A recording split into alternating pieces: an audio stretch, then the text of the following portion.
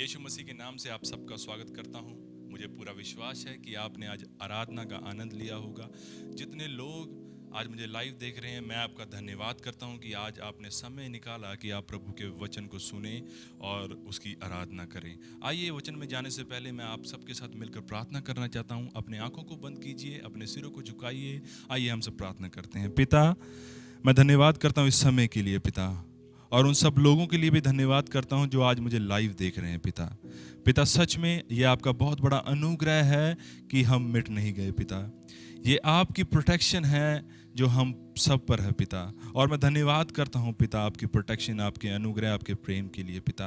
पिता, जो प्रार्थना करता हूं कि जितने लोग पिता मुझे लाइव देखें पिता, आज आप उनके मनों में, उनके हृदयों में कार्य कीजिए। आज अपने वचन के द्वारा आप उनके बुद्धि को नया कीजिए पिता, ताकि उनका चाल चलन बदलता चला जाए पिता। आप आज उन्हें एक नया रेवलेशन दीजिए पिता। आप यीशु मसीह को एक नई रीति से उन्हें दिखाइए पिता।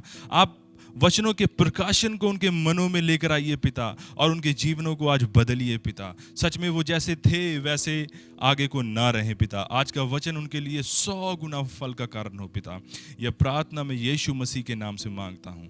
आमेन, आमेन। और सब कहेंगे आमेन। तो आज हम सब कुछ वचनों को देखेंगे और कुछ बातों को सीखेंगे। बेसिकली आज मैं आपको प्रभु के अनुग्रह के बारे में सिखाना चाहता हूं। आप मेरे साथ जुड़े रहिए, और अगर आप नोट्स बनाना चाहते हैं तो आप नोट बना सकते हैं। आइए हम एक वचन को खोलेंगे, रोमियो 6:14। रोमियो 6:14। रोमियो 14 अध्याय, रोमियो 6 अध्याय 14 आयत। रोमियो 6 अध्याय 14 आयत। यहाँ पर लिखा है, तब तुम पर पाप की प्रभुता न होगी, क्योंकि तुम व्यवस्था के अधीन नहीं वरन अनुग्रह के अधीन होंगे। आमेन। यहां पर क्या लिखा है? तब तुम पर पाप की प्रभुता न होगी। कब ना होगी? जब तुम अनुग्रह के अधीन होंगे। लेकिन इसका उल्टा क्या है? अगर आप अनुग्रह के अधीन नहीं होंगे तो क्या होगा? तब तुम पर पाप की प्रभुता होगी।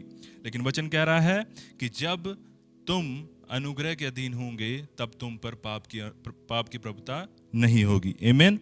लेकिन मेरे प्रियो, जैसा आप देखते हैं कि आजकल मैं देख रहा हूँ बहुत सारे प्रचारक हैं हमारे प्रिय, बहुत सारे प्रचारक हैं, बहुत सारे टीचर्स हैं जो अनुग्रह को सही रीति से समझ नहीं पाए। उन्हें अनुग्रह का सही रीति से प्रकाशन नहीं है, और वह यह विश्वास करते हैं और मानते हैं और यह सिखाते भी हैं कि अगर हम अनुग्रह ज़्यादा प्रचार करेंगे कि तो लोगों को पाप करने का लाइसेंस मिलेगा। लोग और पाप करेंगे क्योंकि वह प्रभु के प्रेम को और प्रभु की भलाई को तुच्छ जानेंगे। वह और पाप की ओर जाएंगे क्योंकि वह ये सोचेंगे कि प्रभु अब दंड नहीं देता, हम कुछ भी कर सकते हैं। लेकिन मेरे प्रियो, वचन कह रहा है, मैं उन सब से बात आज करना चाहता हूँ, लेकिन वचन क्या कह रहा है? वचन कह रहा है कि जब तुम अनुग्रह के अधीन होंगे तब तुम पर पाप की प्रभुता ना होगी। इसका मतलब क्या है कि अगर आज चर्च के जो लोग हैं, आज अब भी वह पाप में हैं, अब भी वह विचार में हैं, अब भी वह हर एक तरह के गंदे कामों में हैं, इसका मतलब यह है कि वह अभी भी अनुग्रह के अधीन नहीं है। उनको अभी भी अनुग्रह की सही समझ जो होनी चाहिए वह नहीं है। लेकिन यह हमारा कर्तव्य बनता है as a pastor, as a preacher, as a teacher होते हुए, जब हम लोगों को लीड कर रहे हैं तो यह हमारा कर्तव्य बनता है कि हम वचन को सही रीति से समझाएं। और सही रीति से समझाने के लिए पहले हमें वचन को सही रीति से समझना भी होगा। इसलिए आज हम कुछ बातों को समझेंगे।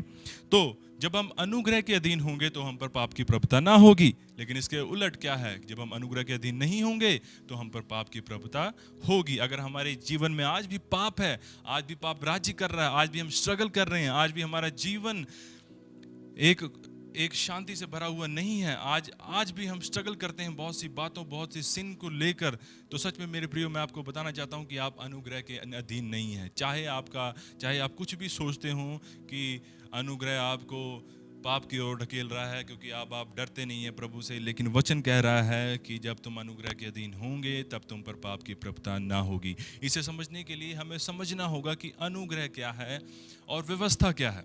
आमीन।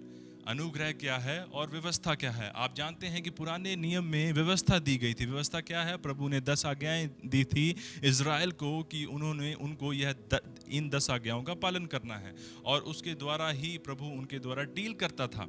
और व्यवस्था देने का जो मेन मकसद था वह यह था कि प्रभु इन लोगों को ये रियलाइज कराए, ये समझाए कि वह परमेश्वर के लेवल का जो कार्य है, जो परमेश्वर रिक्वायर्ड करते हैं, जो परमेश्वर चाहते हैं मनुष्य से, जो पवित्रता, उसे मनुष्य नहीं कर सकता। जो परमेश्वर के नियम है उसे मनुष्य पूरा नहीं कर सकता। मेन जो रीजन था व्यवस्था देने का वह यही था कि सारी मानव जाति पाप के अधीन हो जाए, ताकि वह यह समझें, यह जाने कि उन्हें उद्धारकर्ता की जरूरत है। लेकिन हुआ क्या, इजराइल तब भी व्यवस्था के अधीन रहना चाहता था। वह यह समझते थे कि चाहे कि हम व्यवस्था को पूरा कर सकते हैं। और आज बहुत सारे लोग चर्च में भी यही समझते हैं। उन्हें अनुग्रह और व्यवस्था के बीच में पता नहीं लगता कि क्या डिफरेंस है, कैसे कि कौन सी चीज़ कैसे कार्य करती है, इसीलिए वह मिक्स कर देते हैं या फिर व्यवस्था में ही चलते हैं। अनुग्रह का तो उन्हें पता ही नहीं होता। इसलिए मेरे मेरे मेरे प्रियो, आज हम समझेंगे इस बात को। तो व्यवस्था क्या है कि परमेश्वर मनुष्य के द्वारा कुछ बातों को चाहता है कि जो परमेश्वर चाहता है वह मनुष्य करे, अपनी काबिलियत, अपने स्ट्रेंथ, अपनी सामर्थ्य के द्वारा, जो कि एक पापी मनुष्य के लिए, क्योंकि हमारा शरीर जो है वह अब भी पाप की ओर जाता है, इसलिए हमारे लिए ये असंभव है कि हम परमेश्वर की उस पवित्र व्यवस्था का पालन कर सकें। नाउ मैं ये नहीं कह रहा व्यवस्था गलत है, मैं ये कह रहा हूँ कि हम अनेबल हैं, हम ये कर ही नहीं सकते कि हम परमेश्वर की पवित्र व्यवस्था का पालन कर सकें, क्योंकि हमें वह काबिलियत ही नहीं है। सिर्फ परमेश्वर ही हैं जो उस व्यवस्था को पूरी रीति से पूरा कर सकते हैं। इसीलिए 2000 साल बाद यीशु मसीह आए और उन्होंने व्यवस्था को पूरा किया। आमीन। और उन्होंने कहा कि मैं तुम्हें एक नई आज्ञा देता हूं। आमीन। हम देखेंगे नई आज्ञा को थोड़ी देर बाद। चलिए मेरे साथ एक वचन खोलिए, पहला कुरिन्थियों 15 का 56। पहला कुरिन्थियों 15 अध्याय 56 आयत, 56 आयत, 56 आयत। यहां पे लिखा है, मृत्यु का डंक पाप है और पाप का बल व्यवस्था है। मृत्यु का डंक पाप है और पाप का बल व्यवस्था है। आमीन। ना इसका मतलब क्या है? इसका मतलब यह है कि जो पाप का डंक है, जो मृत्यु का डंक है वह पाप है, और पाप का जो बल है वह व्यवस्था है। दूसरे शब्दों में मैं आपको समझाना चाहता हूं कि जहां पर व्यवस्था नहीं वहां पर उसका उल्लंघन भी नहीं। आमीन। अगर मैंने आपको कोई बात करने के लिए नहीं कही है तो आप उसको कैसे तोड़ सकते हैं? लेकिन जब मैंने आपको व्यवस्था दी है, कुछ बातें मैंने आपको करने के लिए दी हैं, तो आप उन बातों को तोड़ सकते हैं। अगर आप नोटिस करें, उत्पत्ति में जब शैतान ने हवा को बहकाया तो उसने हवा को ये नहीं कहा कि आदम को मार दो, उसने हवा को नियम के अधीन ही बहकाया। परमेश्वर ने उस समय उनको एक ही आज्ञा दी थी कि तुम इस वृक्ष का फल मत खाना, और व्यवस्था यही थी उस समय, एक ही व्यवस्था थी। और जो शैतान है उसने हवा को वहीं पर बहकाया, लेकिन अगर वो व्यवस्था ना होती तो वह बहका नहीं पाता। इसका मतलब हम क्या समझे? इसका मतलब हम यह समझ सकते हैं कि जहां व्यवस्था नहीं वहां उसका उल्लंघन भी नहीं। तो शैतान हमें सिर्फ व्यवस्था के अधीन ही बहका सकता है, वह हमें पाप में फंसा सकता है सिर्फ और सिर्फ व्यवस्था के अधीन। लेकिन जब हम व्यवस्था के अधीन ही नहीं रहेंगे तो शैतान हमें व्यवस्था में फंसा भी नहीं सकता। दूसरे शब्दों में, अगर हम व्यवस्था को मानेंगे, व्यवस्था के पीछे चलेंगे, व्यवस्था की विधियों को पूरा करना चाहेंगे अपनी सामर्थ्य, अपनी काबिलियत के द्वारा, तो हम बार बार गिरेंगे और गिरेंगे और गिरेंगे और कंडेम होंगे और बुरा फील करेंगे, और शैतान हमें डराएगा कि तुमने व्यवस्था को तोड़ा है, आप परमेश्वर का न्याय तुम पर आएगा। लेकिन मेरे प्रियो, मैं आपको एक बहुत ही धन्य आशा देना चाहता हूँ कि मसीह ने हमारा जो न्याय था वह अपने ऊपर ले लिया। वह क्रूस पर इसलिए मरा कि वह जो न्याय था वह अपने ऊपर ले ले। लेकिन हमें इस बात को समझना है। तो व्यवस्था जो है वह पाप को जन्म देती है, व्यवस्था जो है वह पाप का बल है, और इसीलिए क्योंकि हम व्यवस्था को पूरा नहीं कर सकते, हम क्योंकि बार बार हम कमज़ोर हैं, हम वीक हैं, हम गिर जाएंगे, हम व्यवस्था को पूरा नहीं कर सकते, क्योंकि जो व्यवस्था है वह बहुत ही पवित्र है और हम पवित्र नहीं थे, इसलिए हम व्यवस्था को पूरा नहीं कर सकते थे। इसीलिए यीशु मसीह आए और उन्होंने व्यवस्था को पूरा किया। आइए हम एक और वचन को खोलेंगे, रोमियो 7 का 8। रोमियो 7 का 8, रोमियो 7 अध्याय उसकी 8 आयत। यहां पर लिखा है, परंतु पाप ने अवसर पाकर आज्ञा के द्वारा मुझ में सब प्रकार का लालच उत्पन्न किया, क्योंकि बिना व्यवस्था पाप मुर्दा है। आमीन। यहां पर लिखा है, परंतु पाप ने अवसर पाकर आज्ञा के द्वारा मुझ में सब प्रकार का लालच उत्पन्न किया, क्योंकि बिना व्यवस्था पाप मुर्दा है। आमीन। दूसरे शब्दों में, अगर झूठ ना बोलने की कोई आज्ञा आपको नहीं दी गई है तो झूठ ना बोलना पाप नहीं है। लेकिन क्योंकि झूठ ना बोलने की आज्ञा आपको दी गई है, इसलिए अब आप जब झूठ का उल्लंघन करते हैं तो वह पाप में गिना जाता है। आमीन। अब व्यवस्था का क्या मतलब? फिर व्यवस्था इसलिए दी गई क्योंकि आप ये समझ पाएं, कि आप ये जान पाएं कि झूठ बोलना पाप है। इसलिए व्यवस्था दी गई ताकि आप समझें कि हमारे अंदर पाप है, ताकि हम समझें कि हमारे अंदर सब प्रकार की बुराइयां और पाप राज्य करता है। इसीलिए परमेश्वर ने व्यवस्था दी ताकि हम जान पाएं कि हम कितनी बुरी स्थिति में हैं और हमें एक अनुग्रह से भरे हुए उद्धारकर्ता की जरूरत है, जो कि हमारे लिए अपने आप को दे। इसीलिए व्यवस्था दी गई, क्योंकि अगर यह व्यवस्था ना होती कि हत्या करना पाप है, तो हम कैसे जानते कि हत्या करना पाप है? लेकिन क्योंकि व्यवस्था दी गई कि हत्या करना पाप है, इसलिए हम जानते हैं कि हत्या करना पाप है। आमीन। तो हमें यह समझना होगा कि व्यवस्था इसलिए दी गई कि हम ये जाने कि हमारे अंदर समस्या है, कि परमेश्वर हमें ये रियलाइज करे, हमें ये समझाएं कि तुम्हारे अंदर पाप की समस्या है और तुम्हें एक अनुग्रह से भरे हुए उद्धारकर्ता की जरूरत है। आमीन। जैसा कि हम देखते हैं, फिर 2000 साल बाद यीशु मसीह आए और उन्होंने अपने आप को क्रूस पर चढ़ाया और उन्होंने व्यवस्था को पूरा किया और उन्होंने कहा सब कुछ पूरा हुआ।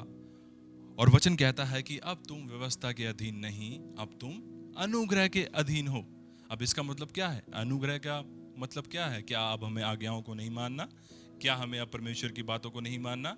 क्या हमें अब उन विधियों को नहीं मानना जो परमेश्वर चाहते हैं? जैसे कि सत्य बोलना, परमेश्वर चाहते हैं सत्य बोलो, हत्या ना करो, लुचपन ना करो, व्यभिचार ना करो, ये सब बातें ना करो। ये परमेश्वर चाहते हैं, ये परमेश्वर पहले भी चाहते थे, ये परमेश्वर अब भी चाहते हैं। तो आपका यह सवाल होगा कि तो फिर अनुग्रह का मतलब क्या है? अनुग्रह जो है वह ये है कि पहले जो था, परमेश्वर मनुष्य से चाहते थे कि वह अपनी सामर्थ, अपने बल के द्वारा व्यवस्था को पूरा करे। लेकिन जब यीशु मसीह आए, उन्होंने व्यवस्था को पूरा किया और उन्होंने सब बातों को पूरा कर दिया और हमारे लिए वह क्रूस पर चढ़े ताकि वह हमारे लिए पाप बलि को दें और हमारे लिए वो मेमना बने जो वध किया गया, और हमारे लिए वह हमारे पापों को अपने ऊपर लेकर क्रूस पर चढ़ जाएं ताकि हम क्षमा किए जाएं और हम पर परमेश्वर का अनुग्रह हो सके। इसीलिए यीशु मसीह ने अपनी जान दी और उसके द्वारा ही अनुग्रह हम पर आया। अब क्या है?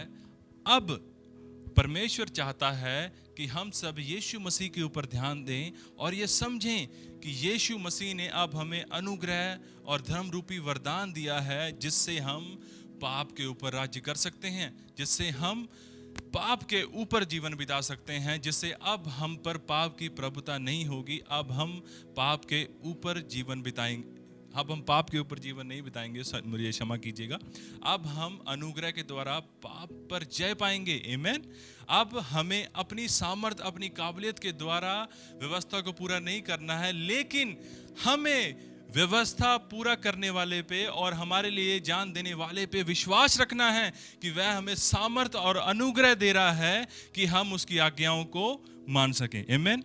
इसे मैं आपको एक उदाहरण के द्वारा समझाना चाहूंगा। आइए मेरे साथ खोलिए मरकुस 12 अध्याय, मरकुस 12 अध्याय, मरकुस 12 अध्याय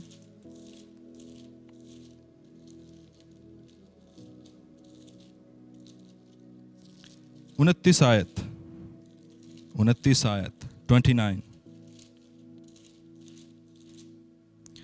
12 अध्याय 29 आयत। यहां पे लिखा है, यीशु ने उसे उत्तर दिया, सब आज्ञाओं में से यह मुख्य आज्ञा है, हे इज़राइल सुन, प्रभु हमारा परमेश्वर एक ही प्रभु है, और तू प्रभु अपने परमेश्वर से अपने सारे मन से, अपने सारे प्राण से, अपनी सारी शक्ति से, अपनी सारी बुद्धि से प्रेम रखना। और इसके साथ ही दूसरी यह है, तू अपने पड़ोसी से अपने समान प्रेम रखना, इससे बड़ी और कोई आज्ञा नहीं है। आमीन। जैसा कि हम देखते हैं यहाँ पर एक शिक्षक आया हुआ प्रभु के पास, जो उस समय व्यवस्था का बहुत बड़ा शिक्षक था। वह प्रभु के पास आकर क्वेश्चन पूछ रहा है, वह सवाल पूछ रहा है कि सबसे बड़ी आज्ञा क्या है। तो प्रभु ने उसे उत्तर दिया कि सबसे बड़ी आज्ञा यही है कि तू अपने परमेश्वर से सारे मन से, सारे प्राण से, सारी बुद्धि से और सारी शक्ति से प्रेम रख, और उसके साथ ही अपने पड़ोसी से अपने समान प्रेम रख। आमीन। जैसा कि आप जानते हैं, व्यवस्था जो दी गई थी वह इज़राइल को दी गई थी, इज़राइलियों को व्यवस्था दी गई थी, और इज़राइल ही है जो व्यवस्था का पालन करने वाले हैं। अन्य जातियों को व्यवस्था नहीं दी गई। इज़राइलियों को जो व्यवस्था दी गई थी उन्हें उसका पालन करना था, और वह ये सब जानते थे। और जैसा कि आप नोटिस करते हैं, जब यहाँ पर व्यवस्था, यह जो आयत है, यह इस बात पर फोकस दे रही है कि तू यानी तुम अपने प्रभु, अपने परमेश्वर से सारे मन से, सारे प्राण से, अपनी सारी बुद्धि से और अपनी सारी शक्ति से प्रेम रखना। मतलब यह आपके ऊपर फोकस दे रही है, यह मनुष्य के ऊपर फोकस दे रही है कि तुम्हें अपनी सामर्थ्य से, अपनी शक्ति से, अपनी बुद्धि से, अपनी हर एक चीज से परमेश्वर से प्रेम रखना है, और अपने पड़ोसी से भी प्रेम रखना है, जो कि असंभव है। हाँ, आप अपनी पूरी बुद्धि, अपनी सामर्थ्य, अपनी शक्ति, अपनी हर एक चीज से परमेश्वर से प्रेम नहीं कर सकते। क्यों? क्योंकि हम में ये काबिलियत ही नहीं है। क्योंकि हम आज भी हमारे शरीरों में पाप की व्यवस्था कार्य करती है। हम आज भी पाप की ओर अट्रैक्ट होते हैं। इसीलिए वचन कहता है कि हमारा शरीर जो है वह हमें पाप की ओर लेकर जाता है, लेकिन आत्मा जो है वह प्रभु की ओर लेकर जाती है। आमीन। तो यहाँ पर जो पुराने नियम में जो ये सबसे बड़ी आज्ञा है, वह इस चीज पे फोकस कर रही है कि मनुष्य को अपनी पूरी सामर्थ्य से, अपनी पूरी बुद्धि से, अपनी पूरी शक्ति से परमेश्वर को प्रेम करना है, और इसके साथ ही उसे अपने पड़ोसी से भी प्रेम करना है। आमीन। यह जो पूरी आज्ञा है, यह मनुष्य को उसके ऊपर फोकस दिलाती है। यह उसका ध्यान उसके खुद के ऊपर लेकर आती है। यह उसके अंदर एक कॉन्शियस पैदा करती है कि तुम्हें ये बातें करनी है, तुम्हें इन बातों को पूरा करना है, तुम्हें किसी भी हालत में इन चीजों को पूरा करना है, तुम्हें इन बातों को पूरा करना ही होगा, चाहे जो हो जाए। और जैसा कि आप जानते हैं कि इज़राइल इन बातों को कभी नहीं पूरा कर पाया। इज़राइल इन बातों को कभी पूरा ही नहीं कर पाया। इसीलिए वह दोष बलि, पाप बलि, होम बलि चढ़ाते थे। आमीन। क्योंकि अगर वह व्यवस्था को पूरा कर लेते तो पाप बलि, दोष बलि, होम बलि की जरूरत ही क्या थी। लेकिन क्योंकि मनुष्य जो है वह पापी था, इसीलिए वह व्यवस्था को पूरा नहीं कर सकता था। आमीन। यह इतनी असंभव बात है कि कोई मनुष्य अपने पूरे मन से, अपने पूरे प्राण से, अपनी पूरी शक्ति से, अपनी पूरी बुद्धि से परमेश्वर को प्रेम कर पाए, और इसके साथ ही वह अपने पड़ोसी से प्रेम कर पाए। एक बात और ध्यान से सुनिए, यहाँ पर लिखा है कि तू अपने पड़ोसी से प्रेम रखना। आमीन। आपको मैं ये बताना चाहता हूँ, जो ये आज्ञा दी गई थी या इज़राइल को दी गई थी, और इज़राइलियों को कहा गया था तू अपने पड़ोसी से प्रेम रखना।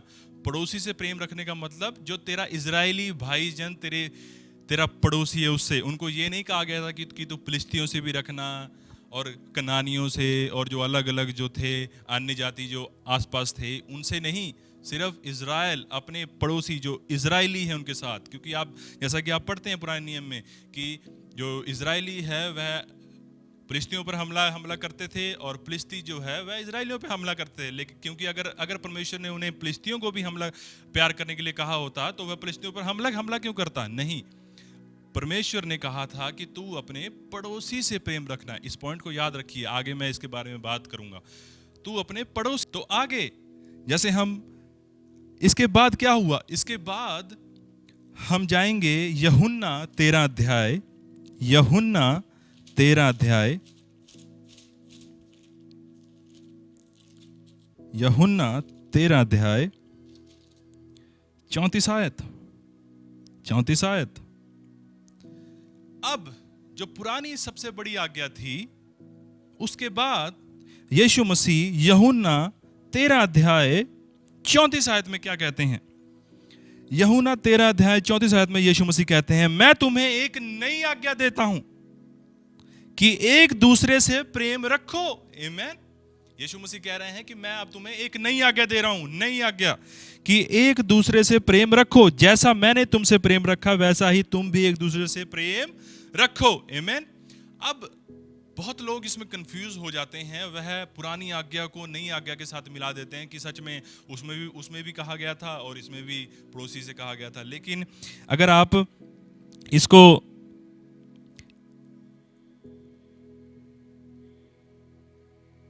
आप इसको ध्यान से देखेंगे तो यहाँ पर चीजें अलग हैं। पुरानी आज्ञा और नई आज्ञा में फर्क है, बहुत बड़ा अंतर है, इसीलिए ये नई आज्ञा है। पुरानी आज्ञा में क्या था? पुरानी आज्ञा में था कि मनुष्य जो है उसे अपनी सामर्थ, अपनी बल, अपने पूरे शक्ति से, बुद्धि से परमेश्वर को प्रेम रखना था और अपने पड़ोसी से प्रेम रखना था। आमीन। लेकिन नई आज्ञा में क्या है? नई आज्ञा में प्रभु कह रहे हैं कि तुम्हें एक दूसरे से ऐसे प्रेम रखना है कि जैसे मैंने तुमसे प्रेम किया। आमीन। दूसरे शब्दों में पुरानी आज्ञा जो थी वह मनुष्य को उसके ऊपर ध्यान दिलाती थी कि उसे क्या करना है अपनी सामर्थ्य से, अपनी शक्ति से, अपनी बुद्धि से। लेकिन जो नई आज्ञा है वह इस पर फोकस कर रही है कि मैंने तुमसे कैसे प्रेम किया वैसे ही तुमने भी प्रेम करना है। कि यीशु मसीह ने जैसे मुझसे प्रेम किया या आपसे प्रेम किया वैसे ही मैंने अपने एक दूसरे भाई बंधु को, जो आपके साथ का पड़ोसी है या कोई भी है जो आपके साथ, आपको उससे वैसे ही प्रेम करना है जैसे यीशु मसीह ने आपसे किया। आमीन। तो यहां पर नई आज्ञा में जो फोकस है वह यीशु मसीह के ऊपर जा रहा है, लेकिन जो पुरानी आज्ञा में जो फोकस था वह मनुष्य के ऊपर जा रहा है कि तुम्हें करना है। करना यहां पर भी हमें ही है, लेकिन हमें यीशु मसीह को देखते हुए करना है। आमीन। लेकिन पुराने नियम में क्या था कि हमें अपनी बुद्धि, अपनी सामर्थ, अपनी शक्ति को देखते हुए करना था। लेकिन नए नियम में परमेश्वर कह रहे हैं कि तुम अपने एक दूसरे से ऐसे प्रेम करो कि जैसे मैंने तुमसे प्रेम किया। जब आप यीशु मसीह को देखते हैं, जब आप उसके ऊपर ध्यान देते हैं, जब आप देखते हैं कि उसने मुझसे कैसा प्रेम किया है, जब आप स्टडी करते हैं कि उसने क्या किया मेरे लिए और क्यों किया और कैसे किया, उसने कितनी पीड़ा सही और उसने मेरे लिए क्रूस पर जान दी, जब हम इन सब बातों को जानते हैं, जब प्रभु का प्रेम हमारे अंदर उड़लता है, जब हम इन बातों के ऊपर ध्यान देते हैं, तो मेरे प्रियो मैं आपको बताना चाहता हूं, पवित्र आत्मा आपके अंदर सामर्थ्य देता है कि आप उस कंपैशन के द्वारा अपने साथ खड़े भाई, पड़ोसी या कोई भी जो आपके साथ है, आप उससे प्रेम रख पाएं जैसा यीशु मसीह ने आपसे रखा। आमीन। लेकिन इसके उलट पुराने नियम में क्या था कि मनुष्य को यह कहा गया था कि तुम्हें अपनी सामर्थ, अपनी बुद्धि, अपनी हर एक चीज से परमेश्वर से प्रेम रखना है। लेकिन नए नियम में परमेश्वर कह रहा है कि तुम्हें एक दूसरे से ऐसे प्रेम रखना है कि जैसे मैंने तुमसे प्रेम किया। आमीन। जब हम कैसे, जब यीशु मसीह ने कहा कि तुम्हें ऐसे प्रेम करना है कि जैसे मैंने तुमसे प्रेम किया। अगर मैं आपसे कह रहा हूं कि तुम मेरे जैसा प्रेम करो, तो मेरे जैसा प्रेम करने से पहले आपको यह देखना होगा कि मैं कैसा प्रेम करता हूं। आपको यह समझना होगा, आपको यह जानना होगा, आपको मेरी स्टडी करनी होगी, आपको मुझे देखना होगा, आपको मेरे साथ समय व्यतीत करना होगा। जब आप देखेंगे, जब आप मेरे साथ समय व्यतीत करेंगे, आप समझेंगे कि मेरा नेचर क्या है, मेरा स्वभाव क्या है, मैं कैसे प्रेम कर रहा हूँ, मेरे प्रेम की क्वालिटी क्या है। जब आप इन सब बातों को देखेंगे तब आप मेरे जैसा बनना शुरू हो जाएंगे। यही तो वचन कह रहा है कि तुम जिसके साथ रहते हो वैसे ही हो जाते हो। आमीन। तो जब आप यीशु मसीह के बारे में जानना शुरू करते हैं कि वह मुझसे कैसा प्रेम करता है, कितना प्रेम करता है, किस हद तक प्रेम करता है, किस लेवल तक प्रेम करता है, तब मेरे प्रियो मैं आपको बताना चाहता हूं, पवित्र आत्मा आपके अंदर वो सामर्थ, वो कंपैशन, वह अनुग्रह और उस धार्मिकता के वरदान को स्टर अप करता है। वह आपके अंदर उस काबिलियत को डालता है कि आप एक दूसरे से भी वैसा प्रेम कर पाए जैसा मसीह ने आपसे किया। आमीन। यही तो वचन कहता है यूहन्ना में कि हम इसलिए प्रेम करते हैं क्योंकि उसने हमसे पहले प्रेम किया। आमीन। तो डिफरेंस क्या हुआ? डिफरेंस ये है कि जब हम व्यवस्था में होते हैं तब हमारा फोकस यह होता है कि मुझे कैसे करना है, लेकिन जब हम अनुग्रह में होते हैं तो हमारा फोकस ऐसे होता है कि मसीह ने कैसे किया, मुझे वैसा करना है। आमीन। तब हमारा फोकस यह होता है कि मुझे वैसा करना है जैसे मेरे प्रभु ने किया। और जब आपका फोकस प्रभु के ऊपर होगा, जब आपका फोकस अपने ऊपर नहीं होगा, तो घमंड की कोई जगह नहीं होगी। और जब घमंड की कोई जगह नहीं होगी तो प्रभु आपको सामर्थ देगा और आपको बल देगा कि वो आप सब कर सकें जो प्रभु ने आपको करने के लिए कहा है। आमीन। लेकिन इसके उलट जब आप अपने ऊपर फोकस करते हैं, जब आप अपने ऊपर ध्यान देते हैं कि मैंने करना है, ये भी करना है, चर्च जाना है, सही समय पे दशवांश देना है, मैं धर्मी हूँ, मैं ये हूँ, मैं वो हूँ, आप जब इन बातों के ऊपर ध्यान देते हैं तब आपका फोकस अपने ऊपर होता है और आप बार बार गिरते हैं। आमीन। लेकिन धर्मी जन जितनी बार गिरता है उतनी बार उठता है। आमीन। लेकिन हम तभी उठ पाएंगे जब हमारा फोकस यीशु मसीह की ओर होगा। आमीन। अगर हम यीशु मसीह के ऊपर ध्यान दें और यीशु मसीह ने हमसे कैसा प्रेम किया, उस बातों के ऊपर अगर हम ध्यान दें तो हम वो सब कर पाएंगे जो मसीह ने हमें करने के लिए कहा है। आमीन। वचन कहता है कि तुम पर अनुग्रह और धर्म रूपी वरदान बहुतायत से किया गया है। आमीन। कि तुम इस जीवन में राज्य करो। हम तभी राज्य कर पाएंगे जब हम अनुग्रह के हमारा जो उद्धार करता है, जो अनुग्रह रूपी उद्धार करता है, अनुग्रह से भरा हुआ, जब हम उसके ऊपर ध्यान देंगे हम तभी उस सामर्थ्य में चल पाएंगे जिस सामर्थ्य में वह चाहता है कि हम चलें। आमीन। हम कैसे जानते हैं कि हम व्यवस्था में चल रहे हैं या अनुग्रह में चल रहे हैं? जैसा मैं छोटी छोटी आपको एग्जांपल देता हूँ। जैसा कि कई बार क्या होता है कि आपके पड़ोस में या आपके कहीं भी कोई व्यक्ति होता है जिसे प्रार्थना की जरूरत होती है और उस आपको पता है कि प्रार्थना की जरूरत है, आप प्रार्थना नहीं करते। क्यों? क्योंकि आप सोचते हैं पता नहीं मेरी प्रार्थना सुनी जाएगी, पता नहीं सुनी जाएगी, पता नहीं मेरी प्रभु प्रार्थना सुनेगा नहीं सुनेगा, मैं तो बाइबल भी नहीं पढ़ता, मैं तो इतनी प्रार्थना भी नहीं करता, तो मेरी प्रार्थना शायद नहीं सुनी जाएगी। मैं पास्टर को फोन करता हूँ, पास्टर आएगा, वो प्रार्थना करेगा। आमीन। अगर वो है आपका भाई, आपका पड़ोसी तब तक मर जाए तब। लेकिन हम ऐसा क्यों करते हैं? हम ऐसा इसलिए करते हैं क्योंकि हमें कॉन्फिडेंस नहीं होता कि हम वर्दी हैं, हम इस योग्य हैं कि हम प्रार्थना कर सकें। आमीन। ऐसा क्यों है? क्योंकि हम व्यवस्था में हैं। आमीन। क्योंकि हम कमाना चाहते हैं। इसके उलट अगर हम बहुत ज़्यादा प्रार्थना करें, बहुत ज़्यादा बाइबल पढ़ें, तो हम झट से प्रार्थना करेंगे, हाँ मैं तो बहुत धर्मी हूँ। आमीन। यह दिक्कत है मेरे प्रियो। आप जब किसी के लिए प्रार्थना करते हैं तो आप चंगा नहीं करते, प्रभु चंगा करता है। आमीन। प्रभु कहता है कि तुम बीमारों पे हाथ रखोगे और वह चंगे होंगे।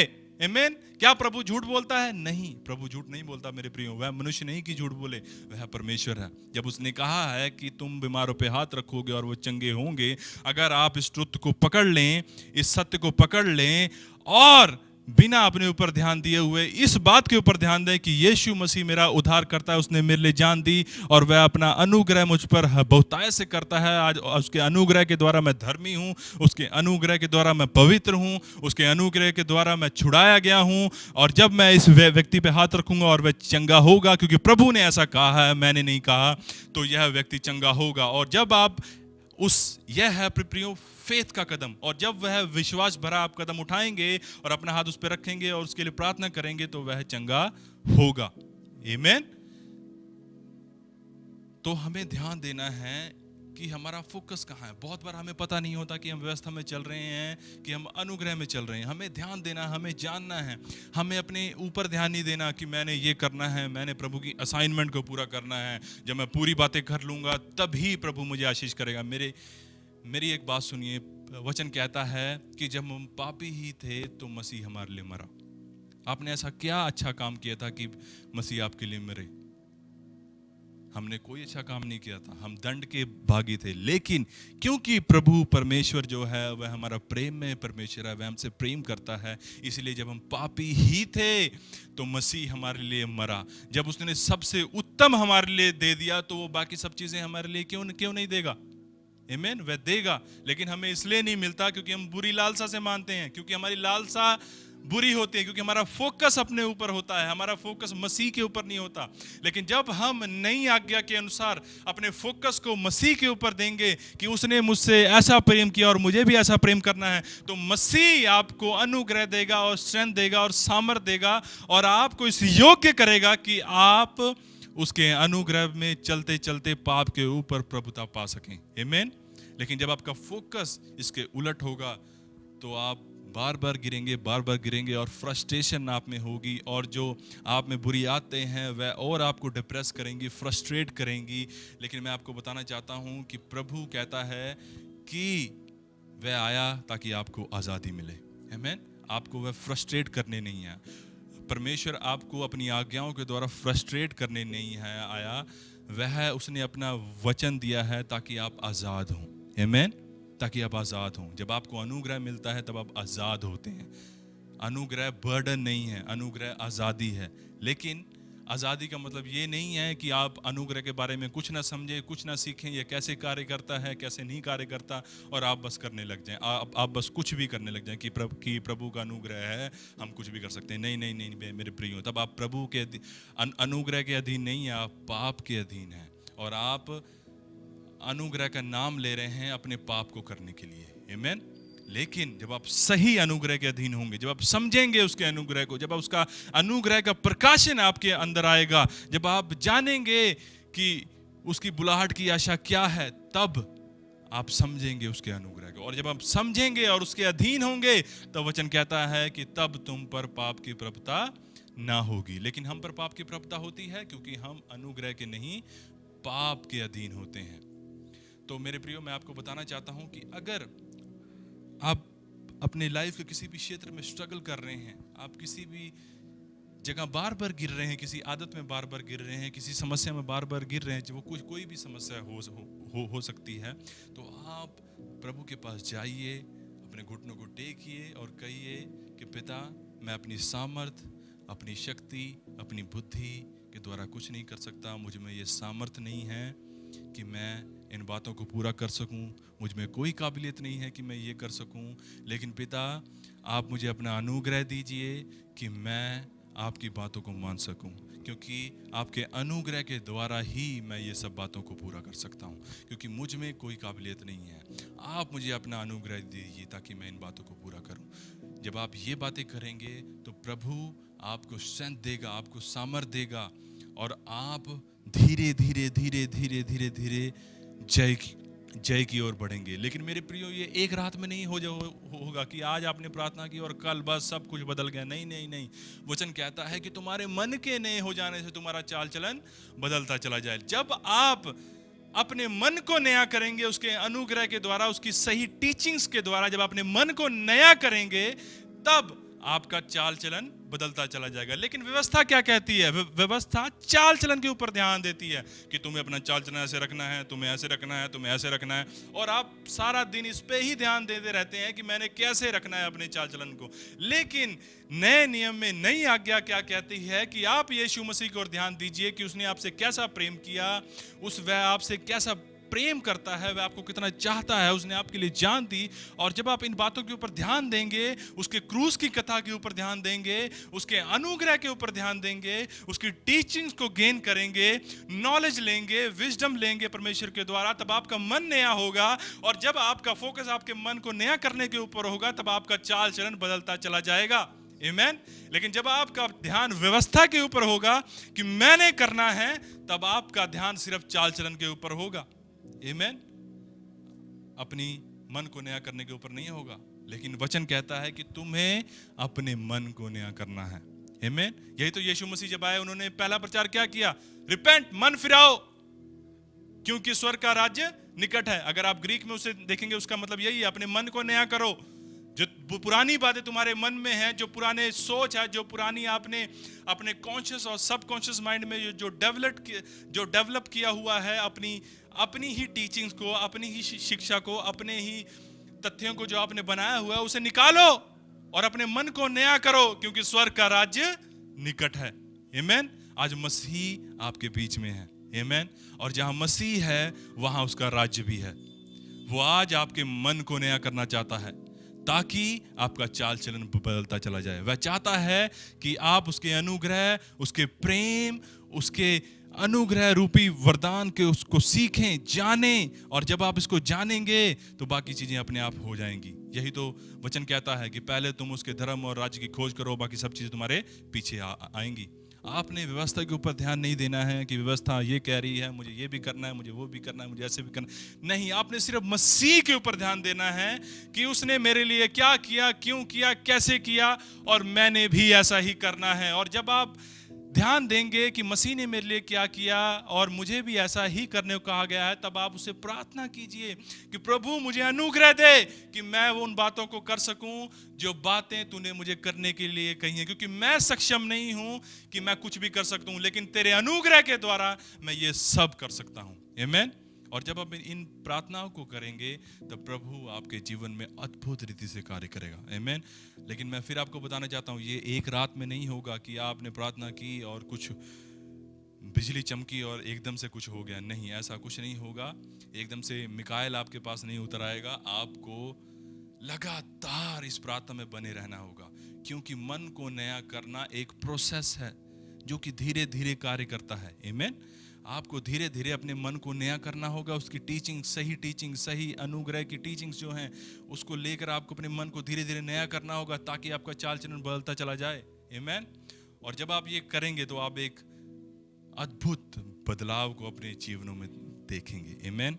तो मुझे आशा है कि आपने आज वचन से बहुत आशीष पाई होगी। आप अगर कोई आपका क्वेश्चन हो तो आप हमें लाइव हमारे कांटेक्ट के द्वारा आप हमसे पूछ सकते हैं। चलिए हम सब प्रार्थना करते हैं, आखिरी क्लोजिंग की प्रार्थना करते हैं। अपनी आंखों को बंद करेंगे, अपने सिरों को झुकाएंगे। आइए प्रार्थना करते हैं। पिता, मैं धन्यवाद करता हूं पिता इस समय के लिए। लॉर्ड, धन्यवाद करता हूं उन सब कानों के लिए प्रभु जी जो अब तक इस लाइव सेशन में बने हैं प्रभु जी। वो तुम्हारे आपके वचन को पिता आदर देते हैं, इसलिए वो अब तक आपके वचन को सुन रहे हैं पिता। सच में आप होने दीजिए कि आपका पवित्र आत्मा इनके हृदयों में कार्य करे। हर एक तरह का पर्दा जो शैतान ने इनके हृदयों में डाला है, मैं यीशु मसीह के नाम से आज्ञा देता हूं, ऐ दुष्ट आत्माओं, अपने कार्य को यहाँ रोको और इनके जीवनों को छोड़कर चली जाओ। मैं तुम्हें यीशु के नाम से आदेश देता हूं। हर एक तरह की दुष्ट आत्मा जो बीमारी को पैदा कर रही है, यीशु के नाम से चली जाए अभी और इसी वक्त। हर एक तरह की गड़बड़ी की आत्मा यीशु मसीह के नाम से जाए और छोड़ो प्रभु के लोगों को अभी और इसी वक्त। यीशु मसीह के नाम से मैं तुम्हें आज्ञा देता हूं। पिता, आप अपनी ज्योति को इन पर चमकाइए। होने दीजिए कि यह आपके वचन को देखें और समझ सकें पिता। आप इनके मनों को नया कीजिए अपनी टीचिंग के द्वारा पिता। होली स्पिरिट, आप इनके मनों में कार्य कीजिए, आप इनके बुद्धि में कार्य कीजिए। आप अपने वचन की शिक्षा को इन्हें समझाइए होली स्पिरिट पूरे दिन, और होने दीजिए कि ये आप में और बढ़ते चले जाएं। ये प्रार्थना मैं अपने उद्धारकर्ता प्रभु यीशु मसीह के नाम से मांगता हूँ।